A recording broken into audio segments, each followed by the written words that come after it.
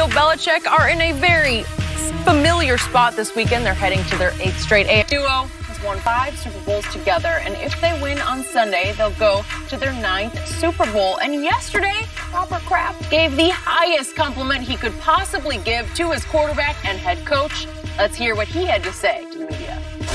Definitely the greatest player of all time, not just quarterback, in my opinion, because he's such a leader in the locker room. What do you think Bill's legacy would be?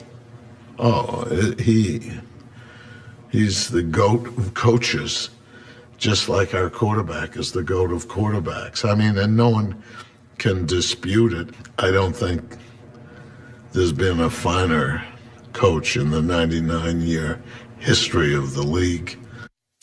Shannon, do you agree with Robert Kraft? I agree with Coach Mr. Kraft on some of it. Now, I like Mr. Kraft. He's really nice to me, Skip. Okay. He liked me. I like Mr. Kraft. What He's always... sell out. Yeah. Just rolling your eyes over here. Skip. Look, I agree with Coach Belichick. The consistency. 8 straight AFC title games, 13 title games in 18 years. And Skip, free agency. He's made it almost impossible to do what they're doing. Then the Steelers stayed together. I mean, Skip, you get lucky and you draft Bradshaw and you get Mel Blount and Joe Green and you draft really well. There was no free agency, Skip. Yep. So if I offer you $20,000, guess what? Either you accept it or you go sell cars or insurance or sit on your couch. It's not like that anymore. Free agency has made it virtually impossible for you to keep some of your There's no way, Skip. They had 9 Hall of Famers on that one roster. So let's just say at the end of free agency, are they going to be able to keep Terry Bradshaw, Lynn Swann, John Starworth, Franco, Webster, Joe Green, Mel Blount, Lambert, Ham? Are they going to be able to keep all of them in free agency? Absolutely not. So, but what Coach Belichick was able to do to keep this thing together, coaches have come and gone. Offensive coordinators, he's had 3 or 4 of those. Defensive coordinators, he's had 2 or 3 of those. The one constant has been Coach Belichick and Tom Brady. Now, Coach Belichick does all the shopping. All of it. All the groceries. Everything you see on the menu is purchased by Bill Belichick. You like the groceries now? Well, no, wait a minute. I'm talking right now. I didn't ask you anything. I'm just asking a question. He buys the grocery, Jenny, and everything that you see that comes to the table, who prepared it? Spoiled rotten. No, it's not. No, it's not. There's no way a restaurant can get that kind of bad service and stay open. So he's doing something right. He's absolutely right, Skip. And look, not to discount, and it's hard when you critique, when you say this guy or who's this and who's that, sometimes people think you're taking a shot at someone else. We know what Coach Walsh was able to do. But George Seifert did win 2 more championships after Bill Walsh left. That's true. Now, you go to Coach Lombardi. Coach Lombardi was the offensive coordinator for the Giants when they won the title, I think, Skip, if I'm not mistaken, in '56. A lot of people don't know that he was an offensive coordinator at first. You know who the defensive coordinator was on that Giants team? You know. It's way before my time. It was not Tom I'm Landry. not as old as you are. It was Tom Landry. Oh, yeah, that's right. And you know that. That's right. But what the success that he had with those 60 Packers, he only coached 9 seasons. I think he only coached 9 seasons in Green Bay, and they won 2 Super Bowls, and I think they won 3 NFL titles. So that's 5 titles in 9 years. That's exceptional. But again, there was no free agency going on. So for Coach Belichick, I would have to say he's the GOAT. For me, Skip, now when it comes down to quarterback, you know what? Remember, you heard it here first. I'm going to have to get, the man is in his 8th AFC title game. Joe, I'm sorry. You're giving it up? Tom has put you over, you in the catbird seat. Really? You ain't in the driver's seat anymore. Really? Are you trying to jinx Tom Brady? No, I ain't trying to jinx him. What's going on? I ain't trying to jinx him. Really? I mean, it's unbelievable what he's been able to do. Wow. But for me, Skip, it's hard for me to put anybody in front of Lawrence Taylor and Jerry Rice. Because and for me... Yeah, because he's saying not just quarterback, as Mr. Kraft. Right, he's saying player. And Skip, you covered both guys, and you covered LT in his prime. Did I? LT made 2 positions famous. He made the linebacker famous because once he did what he did, LT was not only Defensive Rookie of the Year, he was also Defensive Player of the Year in his rookie season. And he's the only defensive player other than Alan Page to win the MVP, Skip. So he made everybody say, you know what? I need me an LT So let me go get a Cornelius Bennett. Let me go get a Derek Thomas. Let me go get a Von Miller or Khalil Mack. But he also made the left tackle famous. So the Washington Redskins, they go get Joe Jacoby and Jim Lachey. The Minnesota Vikings go get Gary Zimmerman. The Rams go get Irv Eatman. Yep. If you did not have a left tackle, you could not beat the New York Football Giants. Yep. So for me, I go back and forth between Jerry and LT. But if you make me pick here today who's the greatest NFL player in the 99-year history, I'm going to say Lawrence Taylor. Forget Skip. Now, we know what he's done off the field. I don't care. But, I don't care. Okay. Just keep it on. Well, that's it. I don't care. I'm going LT. Okay. I'm going LT. Okay. I have nothing but awe for LT or for Jerry Rice for that matter. But Tom Brady obviously plays a position that is far more valuable than rush linebacker or wide receiver. It just is. It's hard to fill it. It's hard to find it. And this one's played it for 19 years at the highest level. And that's why Robert Kraft, you can say he's not objective, but he just broke it down because the one thing that I have tried to fight with you on is there's so much more to Tom Brady than just throwing the football. Oh, I believe it. I believe he's a great leader. He is a great leader, and Mr. Kraft broke it down because he starts off with, for someone double his age of some of the players to be able to lead like that, connect like that, have the work ethic like that, and at the same time be so pleasant. And the great Troy Aikman said on Fox earlier this year that in all of his years of doing the Saturday evening sessions with the quarterbacks, that every time he's dealt with Tom Brady, he's just always in a good mood. And it's hard when you're playing that position as the face of the franchise, if not the face of the league, to always be upbeat in a good mood. Because sometimes, Skip, you just want to go to your hotel and you want to go to your room. Don't want to go do or that. you want to go hang out with family. Sometimes you have family in town, you just want to go with them. But he's always. He's just the same. And as Mr. Kraft said, he's the same guy he was when I first met him, when he was walking off the practice field and Brady was coming in. I don't know why he's carrying a pizza box under his arm, but he said, Mr. Kraft, I'm Tom Brady, and I'm going to be the best decision you ever made as a 6th-round pick. Well, he just, okay, well, that's about as arrogant or outrageous as you ever hear Tom Brady, and he said it to his owner. Mr. Kraft might have said, I don't know, Tom. I mean, you've been great, Tommy, but I think purchasing this team might have been. All right, so then Mr. Kraft continues to rave, and I know most people out there watching right now probably are about to vomit over these quotes, but Mr. Kraft says, Tom is such a genuine person. He's kind. He's polite to everyone. He's a very caring person. Trust me, that translates in the locker room. That's why our man James Harrison said he went in skeptical last year, and after a few days of watching him behind closed doors, he finally said, this guy's legit. He's 100% real. Oh, I believe, Skip, that he's very easy to get along with. I think because you listen to the music that they play, you know, I follow Mike Reese and he have the playlist that they be playing at practice.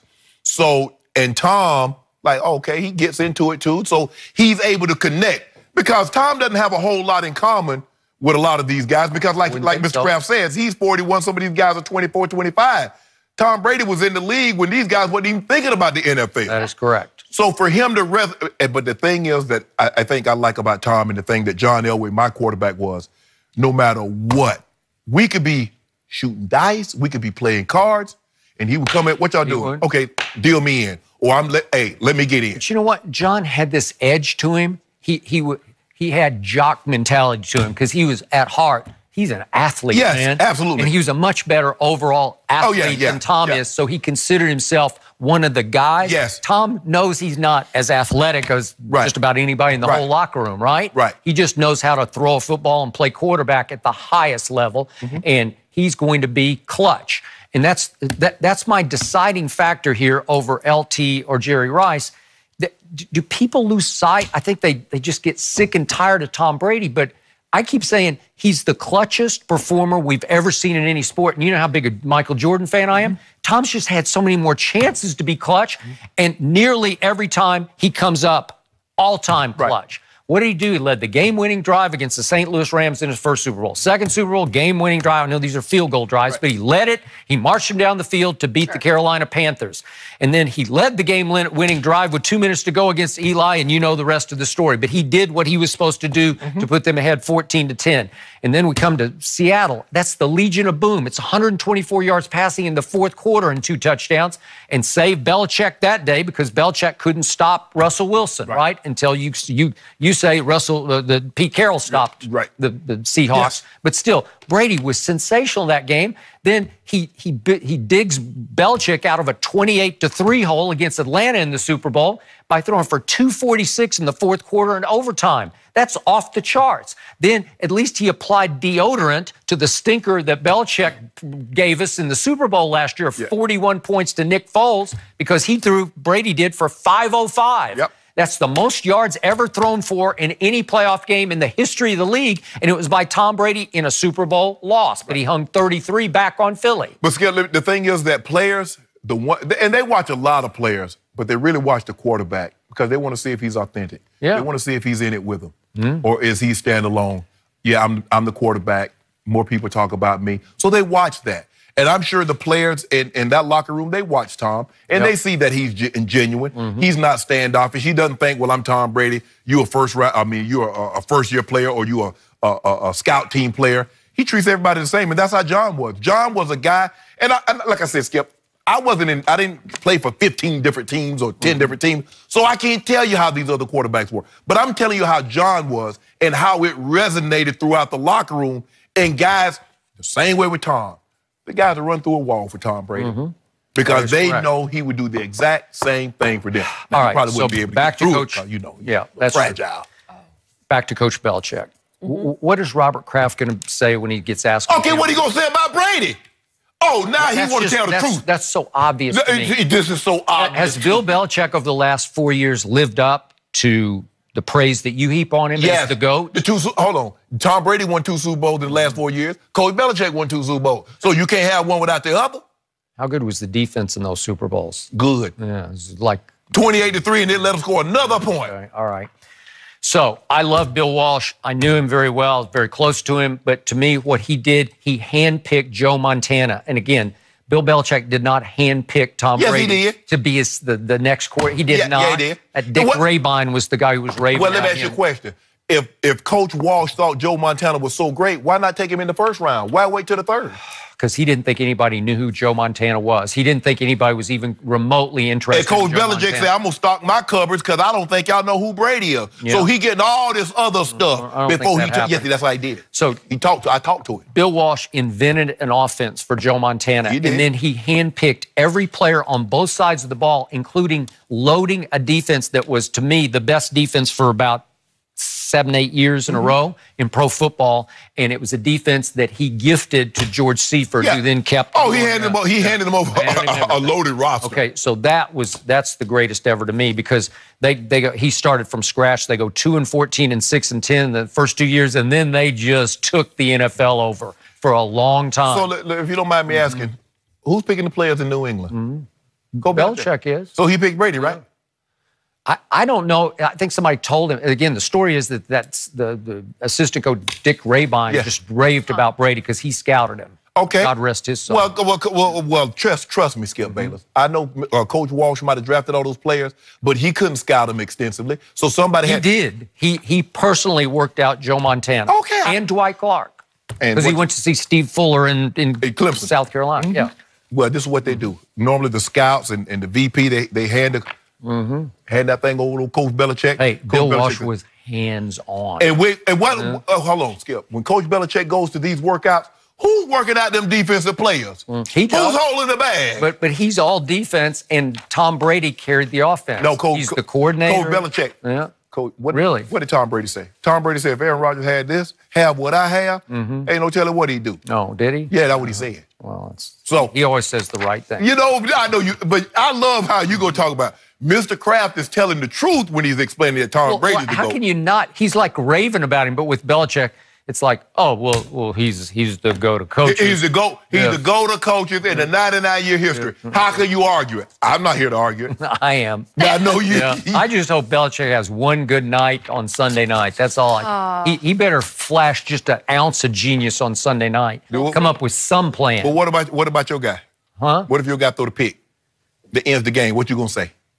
Well, you just threw out the most bizarre hypothetical in the history of hypotheticals. Well, if he does that, I'll come in here and say he lost the game. Hold up, he threw the. How many times have I had to do that? He threw the pick. Hold on. Yeah. Who threw the pick in Indy? Yeah. In the AFC Championship game, who threw that pick to end the game? Well, did it end the game? Yeah, it ended the game. It did. Yep. Well, he's up against Peyton Manning. He's pretty good, right? So Patrick Mahomes some slaw, huh? Well, he's the first-year kid starter. So and threw 52. Yeah. So can you imagine what he's going to be like moving forward? Oh, let's see. You know what Tom Brady is against first-year playoff starters? He's 10-0. That is a good stat. I like that one. How many of them been Pat Mahomes, Calvin? Well, none of them. How many of them been Pat Mahomes, Calvin? Yeah. It's a great matchup. Looking forward to it. What was he against Mark Sanchez? What did he do against Mark Sanchez? He lost to Mark Sanchez. What? Yeah. He's lost How you some lose games. the butt? Remind us of that one. Hold on. That's the example you use? Anybody that lose the butt fumble can't be GOAT. That is You not can't be GOAT if you lose the butt Hold fumble. on just a second. All-time playoff wins, Tom Brady, 28. Second on the list is Joe Montana at 16. 28-16. It's not even close. That's game over. Joe right? Montana ain't never lost to a guy called butt fumble. Okay. I mean, think about it. His name is Mark Butt Fumble Sanchez. I thought you just you're not gave helping in. him You just admitted he's the get GOAT. past He that. is the GOAT. Okay. Okay, a different GOAT, at least in Shannon's mind, is still missing. But did the Lakers prove they can win without LeBron? Well, last night they did. We'll What was discuss that next. about? He got a